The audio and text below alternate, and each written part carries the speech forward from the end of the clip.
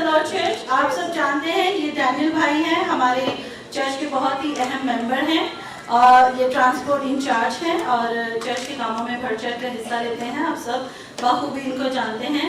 इनकी जो गवाही है आज वो इनके भाई से रिलेटेड है जो यूएस में रहते हैं। जितने लोग हाउस ऑफ प्रेयर में थे वो लोग सब जानते हैं कि उनके लिए 2 हफ्ते पहले हाउस ऑफ प्रेयर में घुटनों के पर जाकर हम सब ने दुआ की थी। उनको एक्चुअली क्या हुआ था कि ब्रेन में की नस में जो है वो ब्लॉकेज थी जिसकी वजह से उनको स्ट्रोक हुआ था। तो ये बहुत परेशान थे और ऑफ कोर्स हम सब ने मिलकर एक दिल एक जान होकर उनके लिए दुआ की और खुदावन ने ऐसा किया, मुमकिन किया कि वो आईसीयू में थे और अब खुदावन ने उनको बाहिफाजत घर पहुंचाया और वो बिल्कुल ठीक ठाक है।